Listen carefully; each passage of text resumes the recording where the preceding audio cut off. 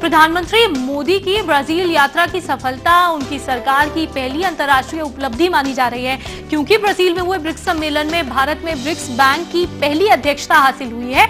इसे देश के लिए आप कैसा देखते हैं? क्या ब्रिक्स की सफलता दुनिया में भारत की साख को बढ़ाएगी? ये मेरा अगला सवाल आपसे। देखिए, वास्तविक तौर पर भारतीय जनता पार्टी के नेताओं को और संगठन के मुखियाओं को एक बात समझ लेनी चाहिए कि जब हम भारत की कुंडली का और चाइना की कुंडली का कंपैटिबिलिटी चार्ट बनाते हैं, इस बात को गहनता से सुनने की बात है।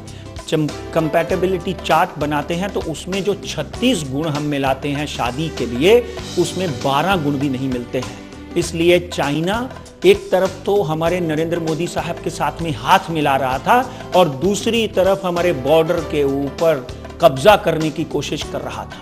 इसी तरह पाकिस्तान के साथ में हमारे 36 में से 8 गुण मिलते हैं। इन दोनों देशों के प्रति प्रेम प्यार रखते रहने के साथ साथ में सजग रहना पड़ेगा, सुरक्षा का ख्याल रखना पड़ेगा। इनकी भाषा, इनकी बॉडी लैंग्वेज, उसके ऊपर पूरी तरह से सोच समझकर नियंत्रण करना चाहिए, देखना चाहिए, तब जाकर कोई फैसला लेना चाहिए। अब जो बैंक की बात कर रहे हैं, ब्रिक्स बैंक जो इन्होंने अभी उसका वापस जो है वो पुनर्गठन किया है, एक बात ध्यान से सुन लीजिए, ये यहाँ तक बैंक की बात है, वो एक बहुत बड़ी खुशखबरी है हमारे देश के लिए।